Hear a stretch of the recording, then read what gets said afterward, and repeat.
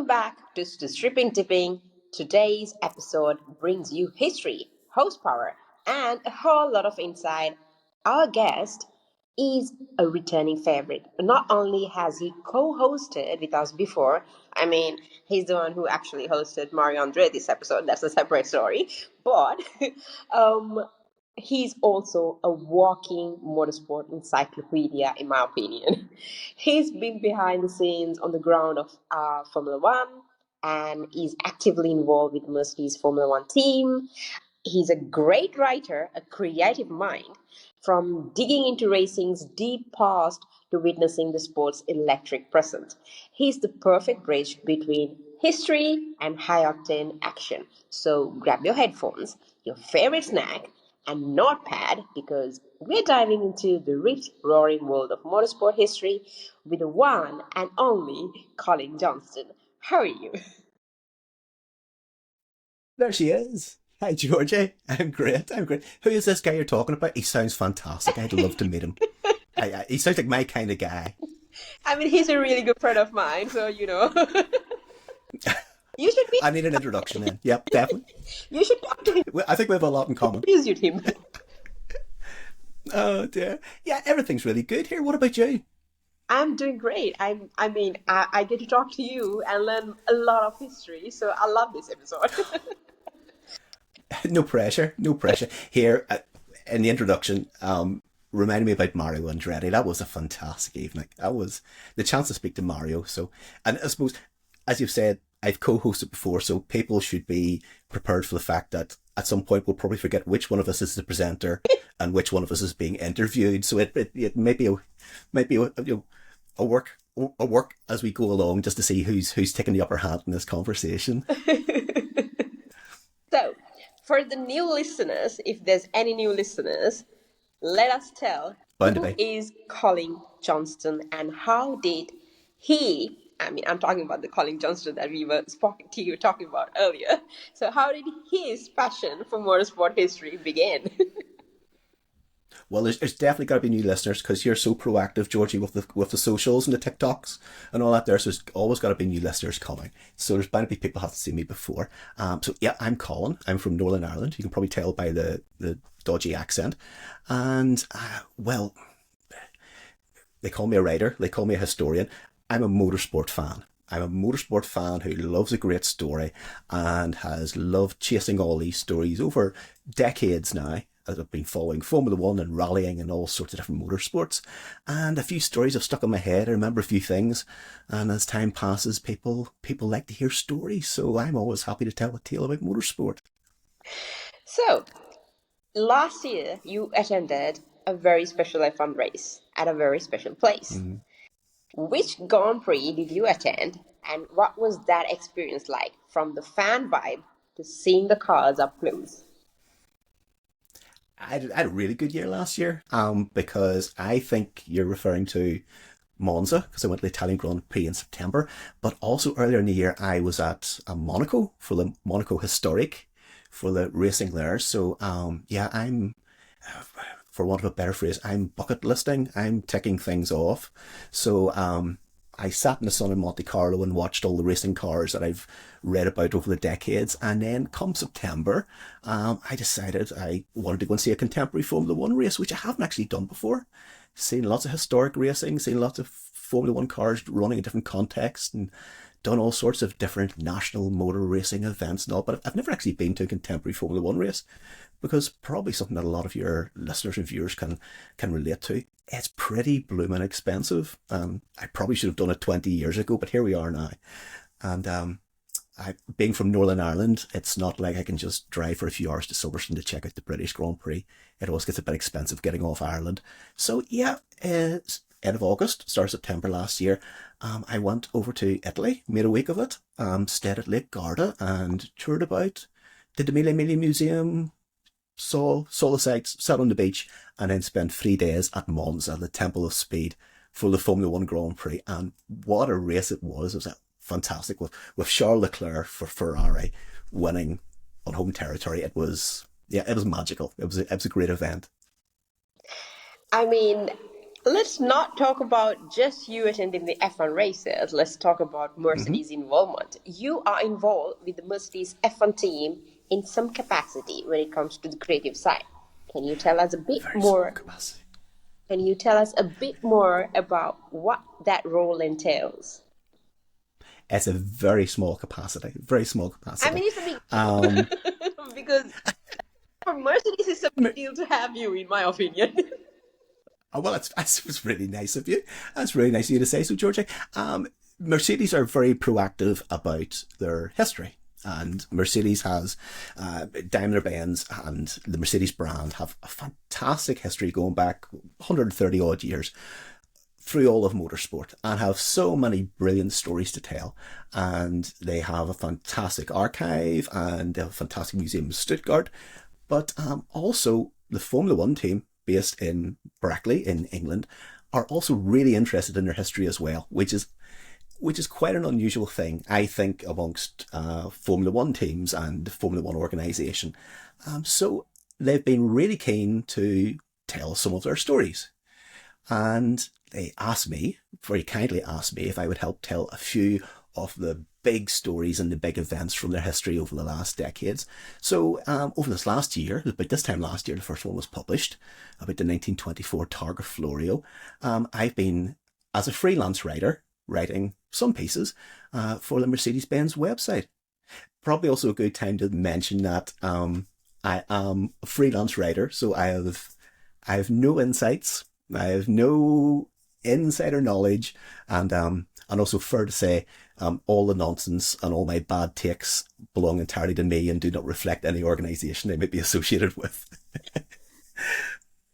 Have to be in the better safe side. Yeah, I'm a freelance writer, but they're great people there who are really interested in their history, and it's super to be involved. And coming back to what you were saying about I attended Monza, and I attended Monza in my own right, and very kindly, the folks at Mercedes F1 invited me into the paddock for Sunday. So I got to spend Sunday, race day, with Mercedes-Benz hospitality and got the pit tour, saw the cars, met the people, and fantastic. Great, wonderful to be in the paddock, especially my first visit to a contemporary Formula One race. I'm more used to historic paddocks and national paddocks and guys lying on tarpaulins, taking differentials out of Ford Escorts, rather than the Formula One world. So it was a delight, and it's also really interesting to see that side of the sport and um, get an insight into how small a world and how personable a world it is. Formula One probably quite rightly sells itself on a grand scale. Um, everything's super shiny, super expensive. Everything's chrome plated, and nowadays they all come in a Louis Vuitton box. Um, but to actually see how small and family like the paddock is, was a very pleasant revelation, and it was lovely to meet some people there as well who had encountered my writing. So it was quite a nice surprise. It's quite a nice surprise when somebody calls your name across the phone to one paddock. So let's talk about your historian side of the career. Being a motorsport Okay. historian is such a unique career. How has this field evolved with the digital media, podcasts, and the modern fan engagement? Because one of the few reasons that I talk about this is the fact that we have new fans coming into the sport, and majority of these new fans have zero clue about what the sport is about, what the history is about, who the people are about, except for the media icons that we push on the screens, like Yep. Senna or Michael Schumacher, except for a couple of people, nobody knows who these legendary people are. Like, if we take Nigel Mansell, if you go and ask for a new person, they'll be like, who that? Right? And then, just like Mario was saying with you, the new people don't even know us anymore. Like, I mean, there's a Oh, valid point Mario. in there. And that is actually falls onto your side as a motorsport historian that can actually provide the insights and build an awareness regarding the people and the incidents that keeps on happening because the past is keep on piling up since we are moving from the present to the future. Past just keeps getting bigger. Um, yeah, that's a really good question, and it's really kind of you to say the nice things.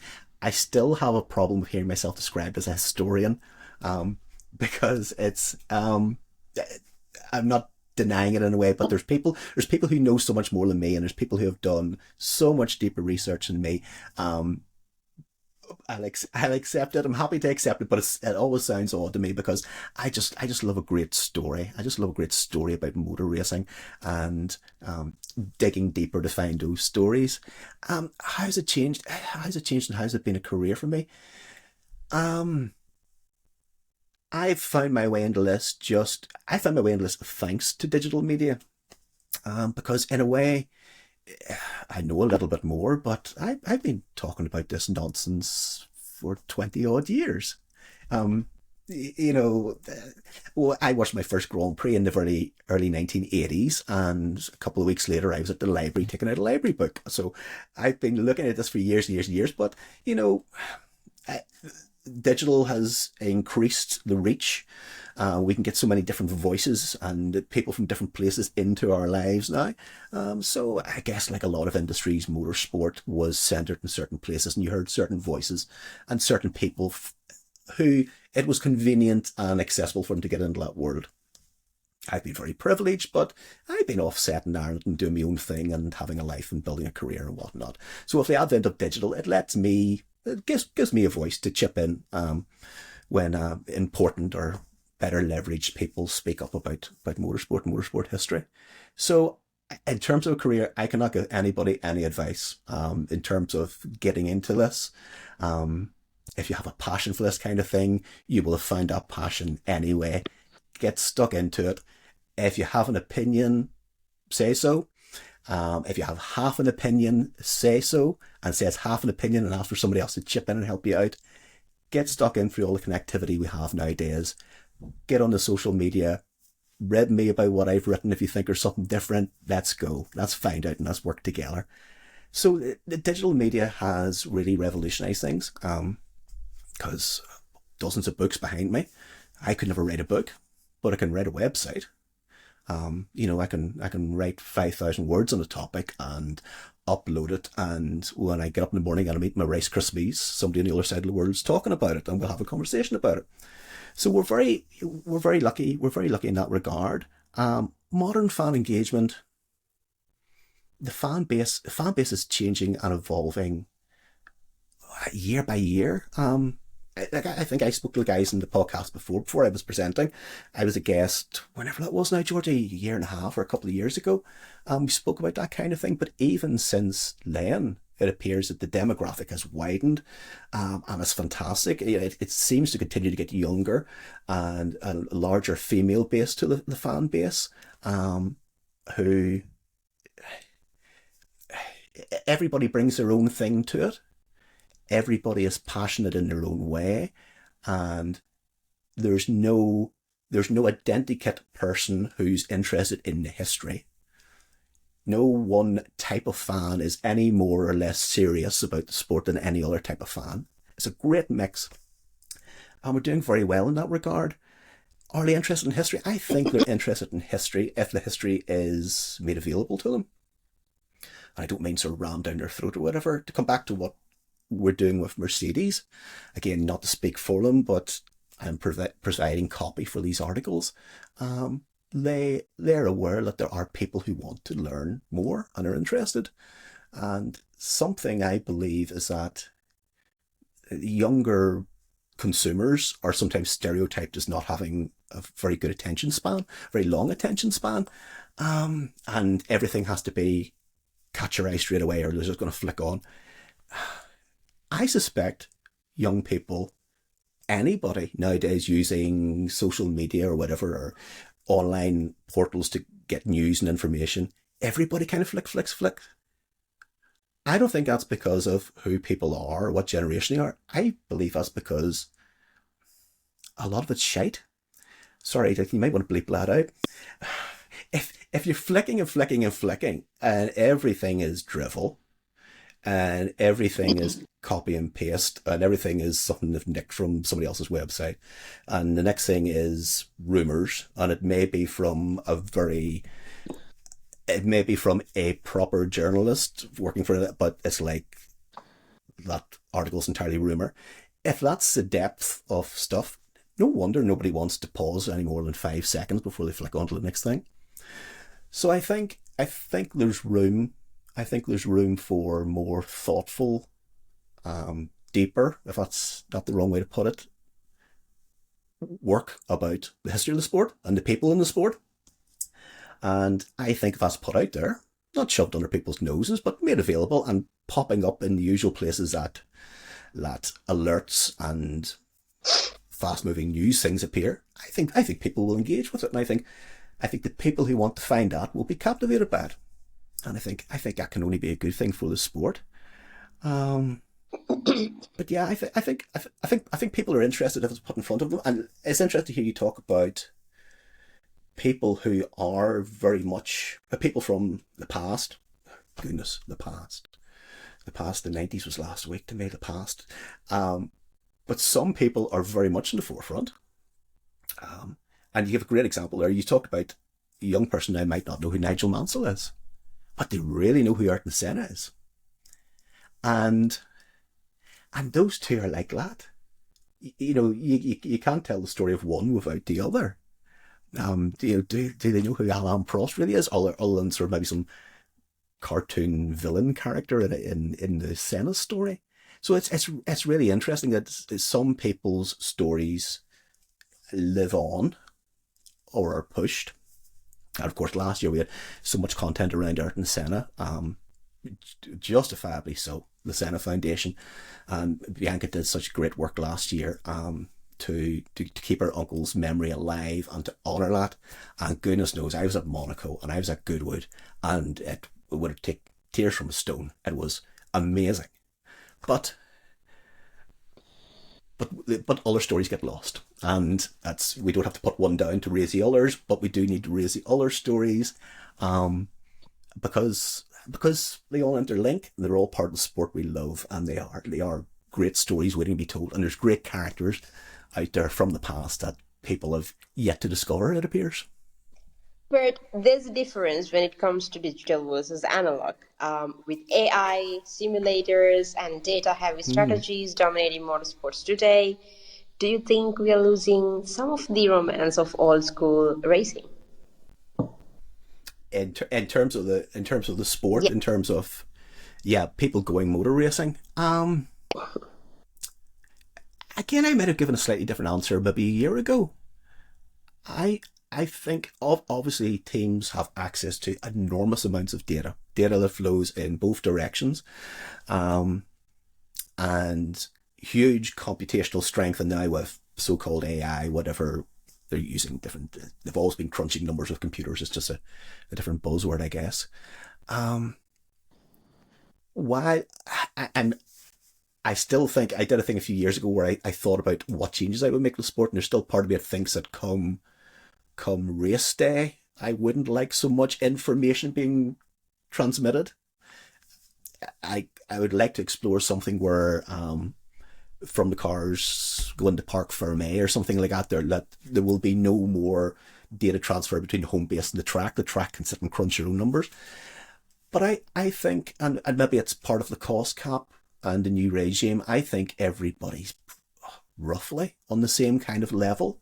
It's never going to be a level playing field. You wouldn't want it to be a level playing field. But I think everybody has, within the limits of their resources, access to the same kind of things. So it's access to information that makes a car. No. It's access to information that doesn't make the car go faster. The car will go as fast as it is capable of going. What they're trying to do is unlock that capability. Okay? So the car will do the speed that the car is capable of. You cannot change that. That's physics. It's cracking the code as to how you set it up and how the guy's going to drive it and how he's going to manage tires. And I think given that everybody is roughly on the same page, I think it still comes down to racing drivers. And with super examples of that at the weekend as well. Just just the randomness, if there is anything random. Kimi Antonelli coming into the pits and Max Verstappen nearly hitting him. And great save by Kimi that he didn't take out his pit crew. But, AI didn't see that coming. You know, so there's always going to be that. And men are always going to make the difference to the machine, how it's run and how it's driven. You can't make the car go any faster than it's capable of, but it's all about unlocking the potential. And I think the tools have changed, but I think essentially it's the same story as it ever was. Just we can unlock more of the potential now. And I guess it's probably partially what we see in historic racing as well, where there's some talk about how older cars maybe now have more performance than they had back in the day. Now there's maybe some dark arts there, or maybe some secrets there, but also you can't unlearn things. And I think just as time moves on, the great engineers and the great drivers learn and develop and learn generation on generation as to how to unlock potential in racing cars. But it's interesting. It's hard to see how much further it can go. But as I say, I wouldn't mind maybe some sort of a cap on how home base can interact with the racetrack come race day, just to maybe add a wee bit of extra excitement to it. I mean, when it comes to these whole debate of, oh, you know what, those days, those were the cars, these days, these drivers are not like those drivers and all that. I agree, but at the same time, I disagree because I agree, yes, Great. those I love it. drivers, Tell me where I'm wrong. no, Come on, let's go. those drivers were different. These drivers are different. So I agree on that part. But at the same time, that was a different era, and this is a different era. Those days, those golden years, it was more mechanically focused. But these years, it's more technologically focused. So if we took Lewis Hamilton and put him into an 80s, 60s car, he might utterly fail. But at the same time, we can't say we can take one of those drivers from that era and put them into a new techie car like this. They might fail at the same time as well. We never know, because nowadays the drivers, they have a lot of things going around while driving, with all these buttons and these combs and everything. But those days, for the drivers, they were all depending on the driver's skills, and it was so mechanically focused. So they only had to drive and manage everything in a very manual way, where you drive a car on the road at the same way and you just race with it. But now there's so many things going on. Even for a driver, you can't just be a driver. You have to be very tech savvy, drive the whole thing. So I totally agree. Well, it definitely is different skill sets nowadays. But the difference is the drivers nowadays are brought up with that. And you even think about the cars we drive. We jump into a car. We jump into a car now with its keyless go. We put our foot in the brake and press the start button. We adjust the electric seat and put the heated seat on. The touchscreen comes up and we flick it across to turn off our lane assist and blah blah blah, and we turn a dial to go. Your granddad wouldn't know where to start with that, and that's just to drive to the shops. So it's a different generation, and the drivers today are brought up from the moment they leave carts. Basically, they're dealing with the technology, and they deal with technology in their lives anyway. So yes, you're right. There's a lot to deal with. So Fangio put in a time machine and brought to today would probably struggle. A kid born in Argentina 20 years ago who has come up through it today, Franco Colapinto, he will be able to do it very well because it's what he's brought up with. But the drivers today do have that same innate sense and that sort of that feel and that touch, and you can see it in historic racing. When some of the drivers jump into old cars and love it, and guys that you think just have a reputation as being modern racers, huge grip aero cars, blah blah blah, you put them in an old Ferrari, you You put them in an old Ford GT40 and send them around Goodwood, and in 10 minutes they're sideways everywhere and they're bloody quick because the core talent is the same. The core skill is the same. And well, it no doubt takes a while to get your eye in. These guys are the masters, no doubt about it. Couldn't agree more. So, since we were talking about Goodwood, which, oh my god, I love that festival. First of all, in your I want to go to the festival this year. I was over at the circuit for the members meeting, and I want to go to Festival of Speed, and I think all the tickets have gone. I've never been to Festival of Speed. I've wanted to go since it started 30 years ago, and I've never got across to it. you I've should been to the definitely circuit a few be there. times. Well, I've taken a notion now that I really want to go because they're doing a lot of Formula One stuff for the so-called 75th anniversary. But I think I've maybe left it too late. I think the tickets are all gone, but I must take a look at it. But sorry, I interrupted you. We're talking about Goodwood. I think to secure a Goodwood ticket is way harder than getting an F1 ticket. F1 tickets were easy. Now, the paddock was. I'm hugely grateful to Mercedes, but here Monza is very doable, and Monaco is very doable for any fans who can get to Europe or move about Europe. Monza was a delight to do actually, and the fans were amazing. I had a general admission ticket, and out it was 35 degrees heat, and the park was just dust, and the Tifosi were magnificent. It was an absolute joy. It was a joy. Now, come Sunday, because I'm an old bloke, I was really glad to get the hospitality from Mercedes-Benz with air conditioning and not to be slumming. 3 days in a row might have killed me. But being out in the Royal Park amongst the fans was incredible, incredible. Even if you see very little, just to be amongst them and to be amongst them. I was telling somebody the other day to be there when Kimi Antonelli made his debut on Friday and went faster and faster, all the purple sectors, and then crashed it.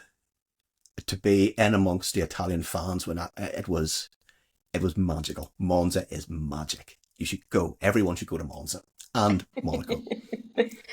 So, in your historian work, you've probably come across amazing untold stories. What are 3 moments from motorsport history you think more fans should know about? Should should um I could probably should, and I could be quite lazy about it. I should probably point you towards some of the Mercedes stories we've told over this last year. Um, Obvious bias on my part, but there are some cracking stories there. If we're and I'm at a disadvantage as well because I don't know what young people today don't know, so I don't know where anybody's starting from. But if you watch Formula One today and you're a Drive to Survive person and you're loving it, and to you the past is 3 years ago, jump on the Mercedes F1 website and check out a couple of things we've done very recently to get a taster of this kind of thing. We've just done a piece for the 70th anniversary of Stirling Moss winning the Mille Miglia sports car race in Italy, the 1,000-mile race around Italy. Again, younger fans might know it because it was featured as part of the Ferrari movie a year or two ago. And Stirling won it on the Mercedes-Benz in record time. It was the most amazing drive and the most amazing race. And he took along with him the great journalist Dennis Jenkinson as a navigator, and together they worked together with this most amazing Mercedes car, which is on my wall in several places that you can't see with a camera. And an amazing race, an outstanding race, and one of the most important races in Mercedes history, and real foundation myth for the modern Mercedes company and for Stirling Moss. So there's stories like that. One we told a year ago for something really different was the 1924 Targa Florio. Again, a race in Italy, in Sicily in this case. But the 1920s, and it's dust and basic cars and flat out speeds, and it's magical. But I would probably, if somebody was young and somebody said, I want to know more about the history, I'd probably encourage them to find it for themselves. And we've all these digital resources. We have Wikipedia and Google Images and Google Search and whatnot. And the responses you get and the results you get cannot always be taken as the gospel truth, and range from excellent to dubious to lies. But it's a great place to jump in. So if a fan said to me, I want to know more about, I'm a Ferrari fan, I like Charles Leclerc. I would say to them, why not Google Ferrari 1954?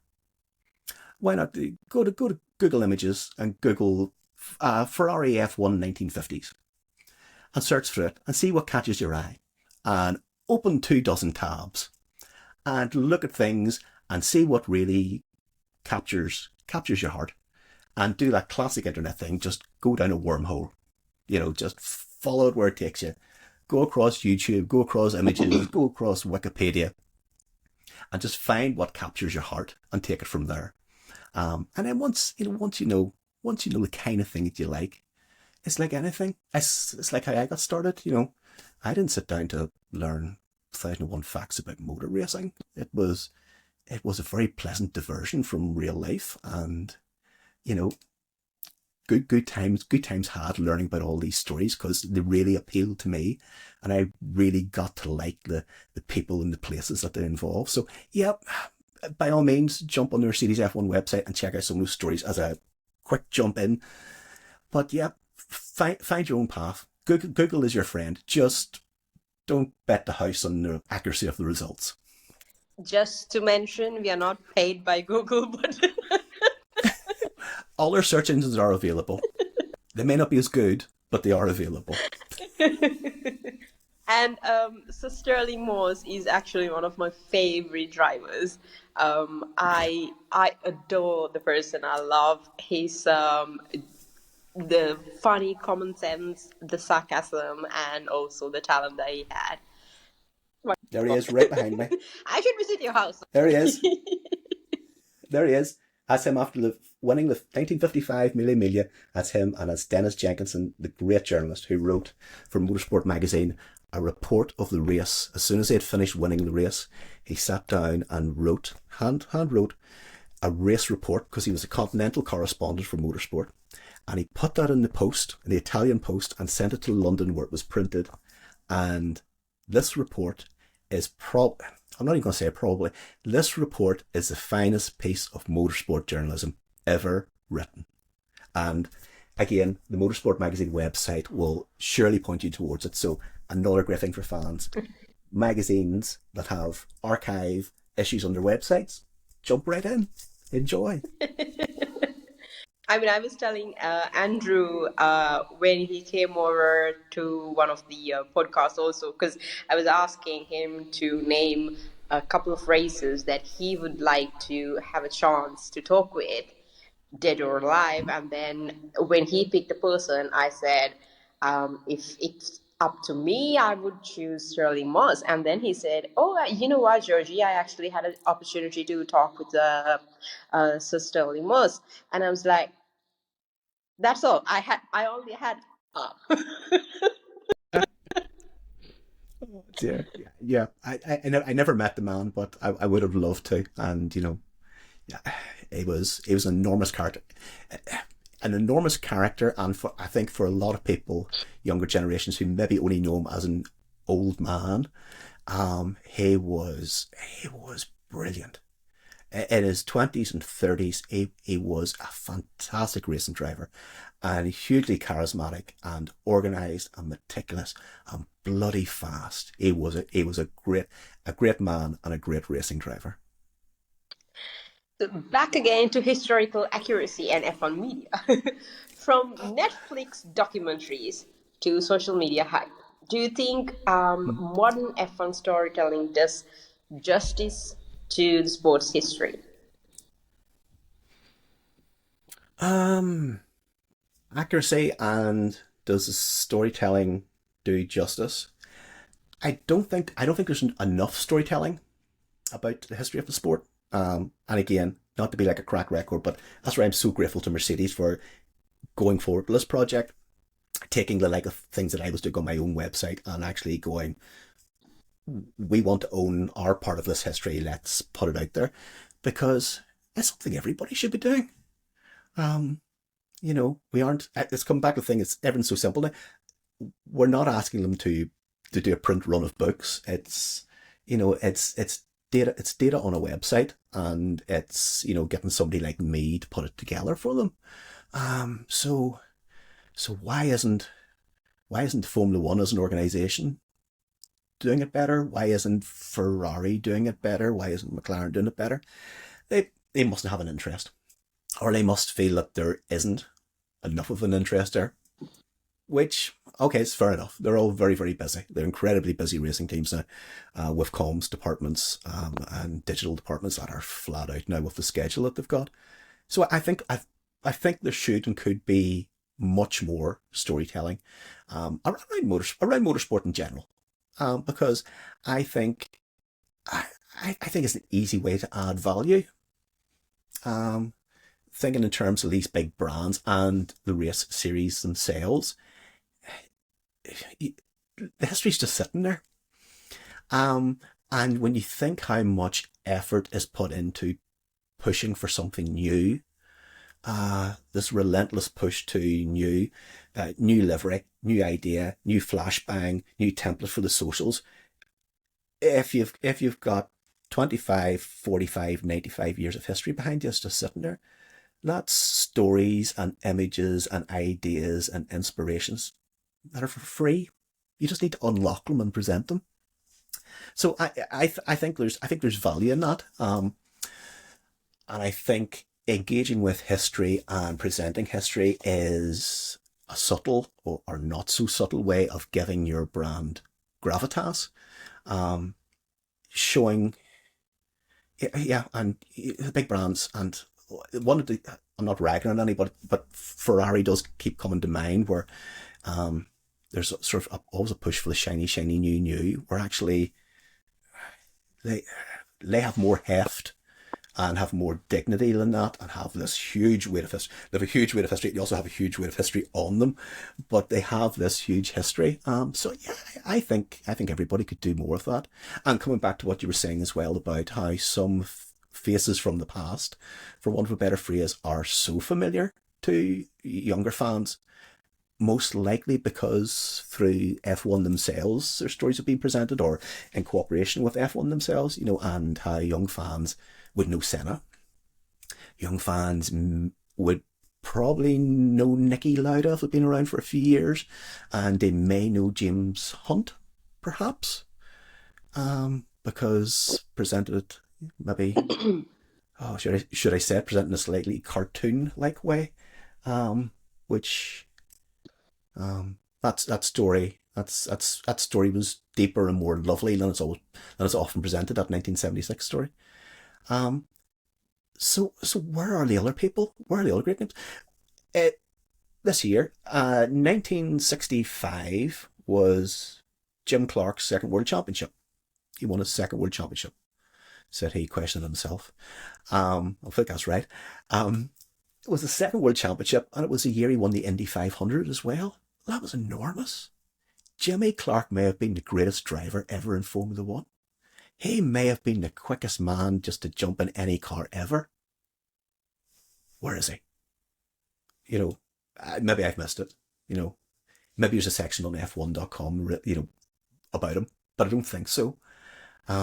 So yeah, there's so many stories left untold, and they aren't deep, and they don't need months of research and dive into archives. They just need to be told, and it's part of the rich history of the sport, and you can add that richness for virtually nothing, and add value and add dignity.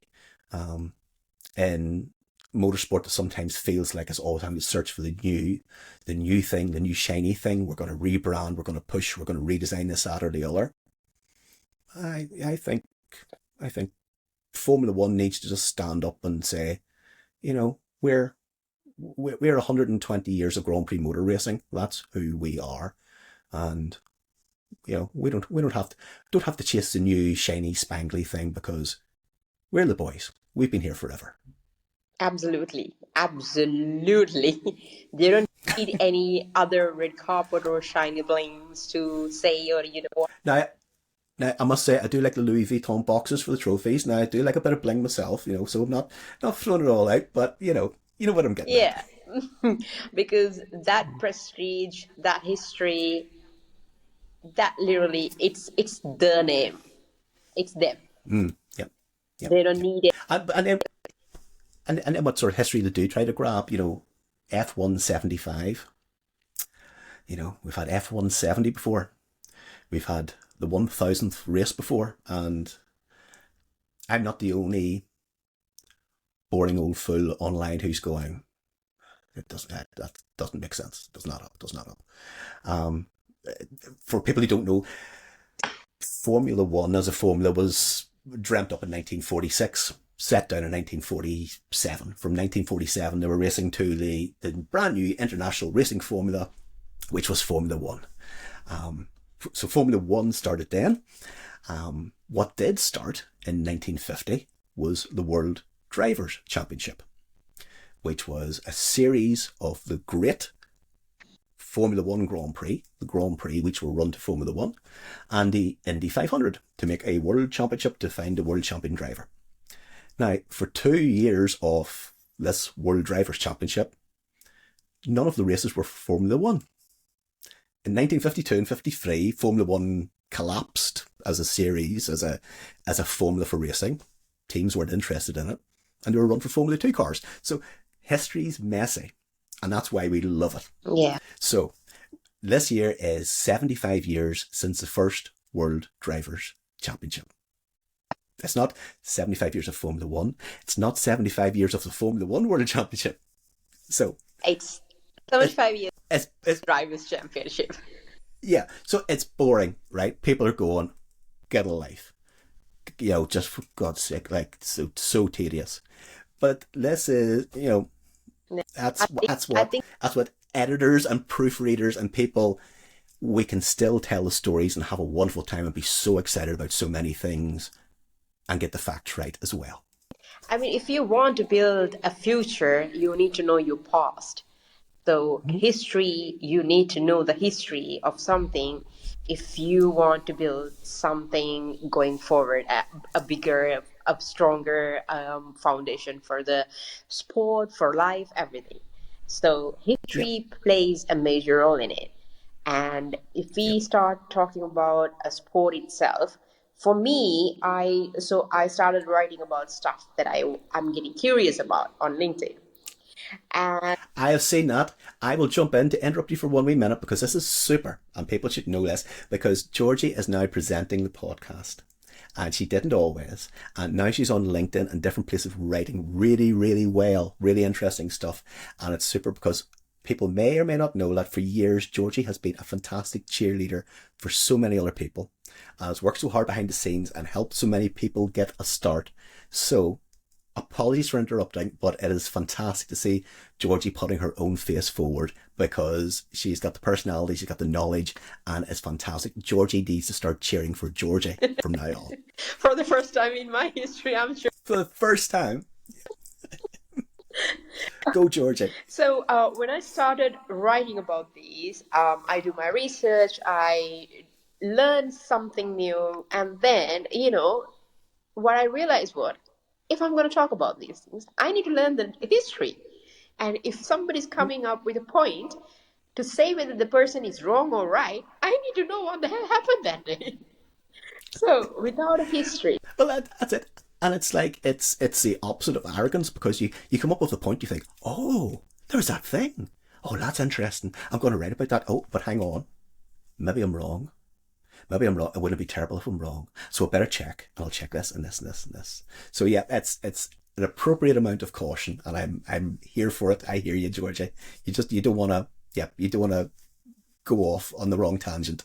yeah, because history is very interesting for me because that gives you a different perspective. I mean, let's keep the sport history aside. We talk about the country's histories. people's histories. We keep on referring to the historical things to Mm-hmm. make sense in what is happening with us, our bodies, the countries, or the weather, or anything. So if you're talking about that, we need to refer to the sport history as well. So that is really important. And the more you know about the history, the more you're going to be very interested in the sport, because that is a marvel wonder for me. Every single day when I read something about it, when I get to know about something, it makes me go wordless. Like I can't even find words. Like about the way Nigel Mansell handled his cars when he was having issues driving the car, but still he drove the car with just, all the stuff. And then how Sterling Moss was referred, even those coppers those days, if a person is, speeding, they'll be like, oh, who do you think you are, Moss? Like those things, you need to know the backstories of those things to make it interesting, and you to have an Yeah. understanding about it. So those are like really wonderful pieces that you need to know. So yeah. So heading back. The other thing as well about history is the history is what gives Formula One its value, because history is the difference between something, a new formula starting tomorrow. If I started Formula big fat cars, well, with big engines and big wheels on them, I have no history, I have no heritage, I have no story to tell. So when Formula One doesn't engage with 120 years of Grand Prix history and own it and proudly say this is us, they're no different from a startup. They're no different from Formula E, which I love, which has 10 plus years of history. So, history gives you that weight and gives you that gravitas, and it gives you something to look to for ideas for the future and all the good things. All the good things. I could go on for hours. I do sometimes. I mean, you answered the rest of the questions that I have for you, like the impact, where they should be finding, like about the Google that we talk about, and the impact about knowing the history and all that.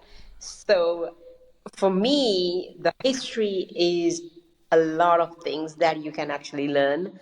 And Mm-hmm. this is me giving a huge shout out to Colin for his upcoming content on his TikTok channels and Instagram and everywhere, that you might able to see soon on a to-do list where he's Dear listeners, teaching you. apparently I'm coming to a TikTok near you soon. There you go. So if you head over to his channel, you'll be able to learn a lot more about motorsport history. And this fellow, I'm telling you, the way he talks about it, he's a really good storyteller, and you will love his content. So, this is me forcing him to There will be TikToks that last 2 hours long. There'll be 2 hour long TikToks, so there will. So it might lose the impact of the format. this is me actually basically forcing him to do all this content out. She mentioned this before, and I was skeptical, but now it's in the public sphere, so here we are. So let's go for some Georgie. fun questions for you. Okay. Okay. First of all, since Blag is not here, I'm straight away going to ask you whether you like pineapple Yes. on pizza. Yes. Yes. Yes. I saw that one coming. So, yeah, pineapple on pizza. Oh, pizza is always a good idea. Having said that, when I was in Italy, I didn't dare ask for pineapple on my pizza because I didn't want to get thrown out of the country before the Grand Prix happened. So, but normally, yes, I pineapple am on telling pizza, you, yes, CJ, please. if you would have asked for pineapple on pizza in Italy, you would have grinded. You would have been I would still be in coffee drop. jail in Italy. I would still be in jail. Yep. Okay, so the second question for you. If you were Okay. a sandwich, what would be in it and what would it be called? Oh, now I like a sandwich. Who doesn't like a sandwich? But I'm quite traditional. Now, great sandwiches. Like all good food, it's where you have it. It's the location that makes it. So, I'm thinking of one sandwich. I had a sandwich in Monaco last May, at the historic, And it was a traditional jambon beurre. It was a half baguette with lashings of butter and ham in it. Nothing terribly spectacular.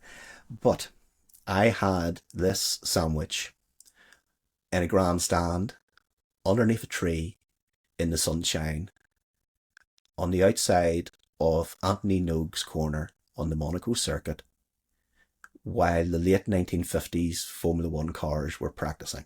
That's a picnic. And, You've gone for a picnic. and it was heaven. So my sandwich would be a jambon beurre, and even if I was eating it in my car in Belfast tomorrow, I'd be able to close my eyes and imagine I was back in Monte Carlo and I could hear them 250F Maseratis coming round the swimming pool. I stand my ground. He's a good storyteller. What did I tell you guys? Oh dear. Is that an okay answer? Does that fit the bill? So She's gone. I lost the connection straight away. Okay, so the third question for you, Sam. Would you rather debate Toto Wolff on race strategy or argue with Max Verstappen about track limits? That's an easy one. That is an easy. I would rather talk to Toto Wolff about race strategy because nobody wants to talk about track limits.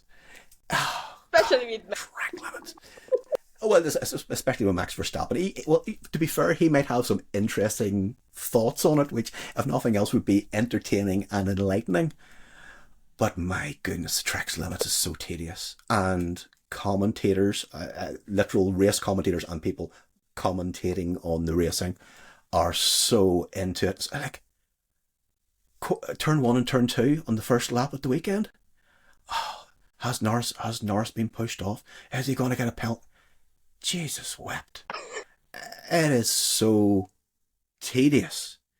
We just need to get over it already. So track limits are just, put enough gravel and crap out there that if anybody goes out there, it'll be a natural penalty because they'll have to clean up their tires and get back on the track, and then just let them race. So yeah, track limits are so tedious.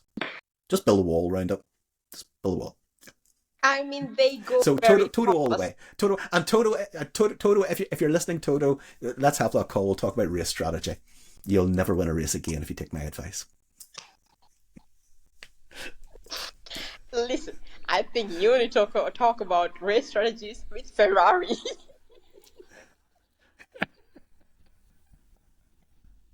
Now Ferrari, I could help.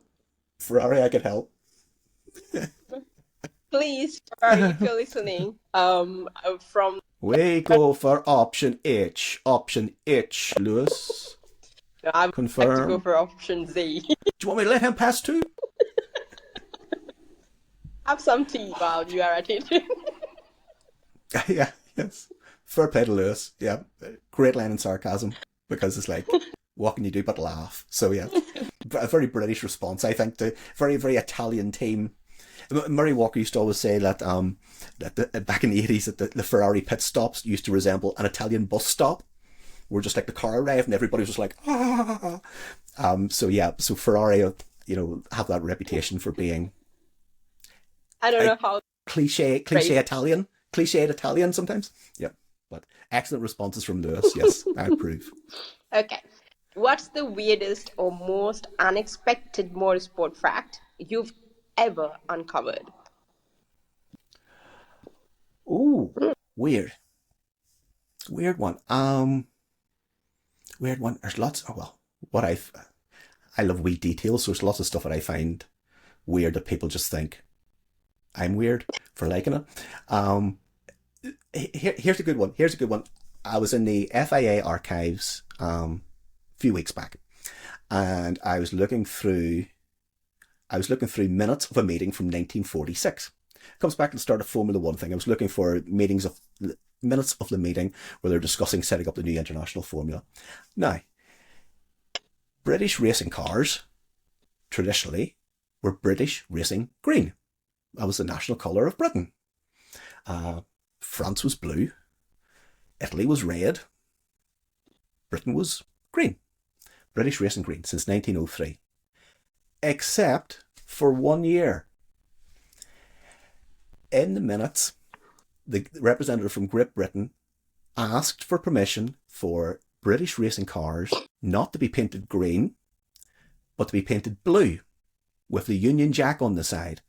And they were going to trial it for 2 years, but after less than a year, they came back and switched it back to green. So, strictly speaking, in 1946 and into 1947, You guys went France. The racing colours of Britain were dark blue with a Union Jack on the side of the car and not British racing green. There Basically, you guys went onto the France side. I'm in Northern Ireland. We probably just stayed green. We probably just stayed. I wonder actually how many people even knew about it or cared about it or even just went with it. You know, I forget who the British representative was in the meeting, but you know, maybe he was just freestyling.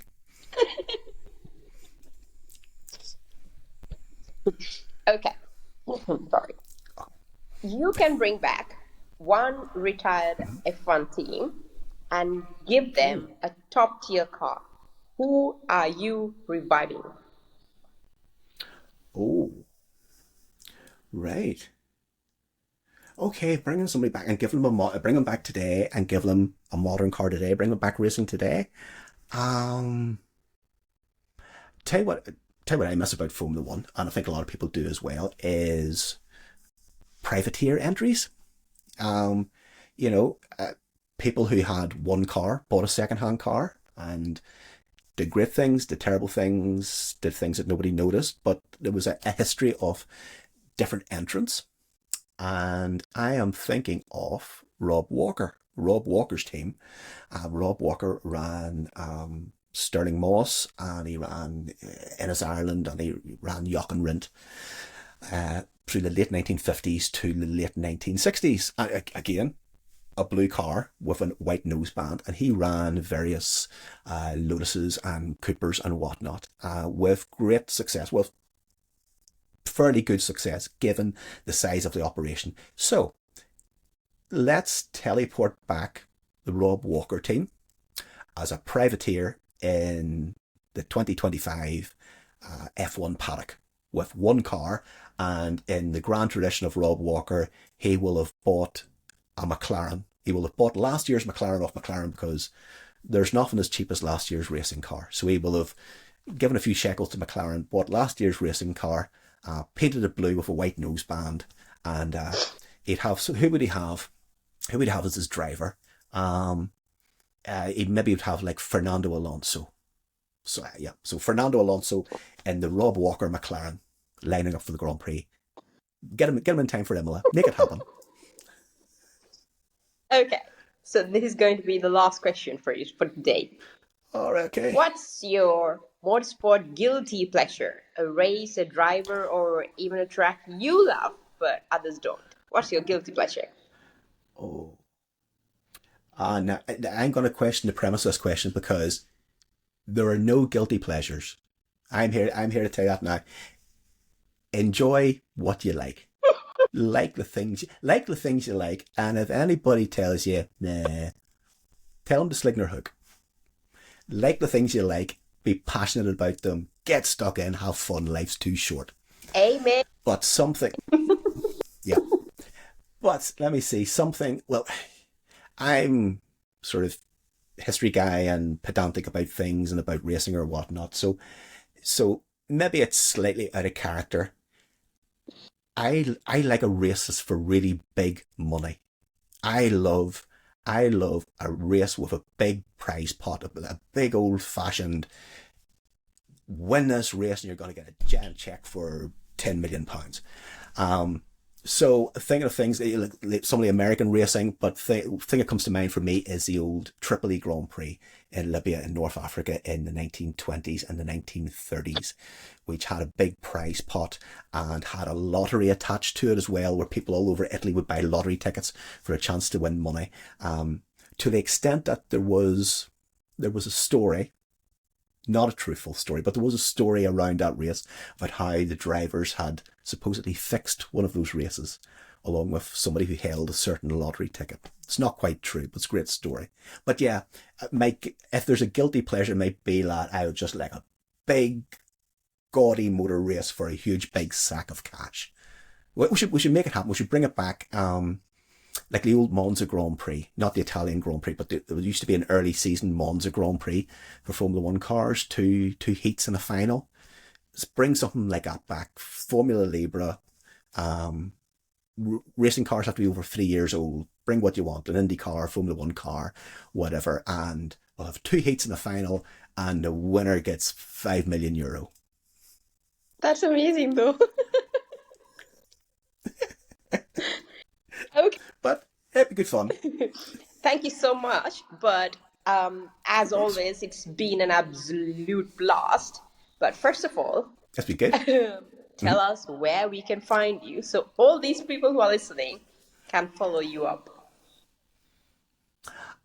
Well, you'll find me on various socials, normally under at CJ Grand Prix. I'm at Twitter, although it's a shell of its former self, and that makes me really quite sad. But you'll find me on Instagram as well, and Freds and Blue Sky. You'll find me on LinkedIn, which I'm there trolling all the business types by writing about motor racing, but it seems to go down well. And where else? Is there any? TikTok. You have a TikTok page. Ticky. There's somewhere else. There's somewhere else that Georgie wants me to be. Yeah, so I'll be there as well. Eventually. Probably. Follow his account Hopefully. on TikTok. Colin, as always, it's been an absolute blast. From the paddock to the archives, your knowledge and passion for motorsport never fail to inspire Too and kind. educate. Too kind. We're lucky to have She's you off twice again. in the sport, both literally and historically, sir. It's been a blast. Thanks, Georgie. To all our listeners, make sure to follow Colin's work for more deep dives and Google everything possible to learn a lot and golden nuggets from Just don't believe glorious it. past. And don't forget to subscribe for more episodes packed with engines, insights, and everything in between. Until next time, keep up the good work.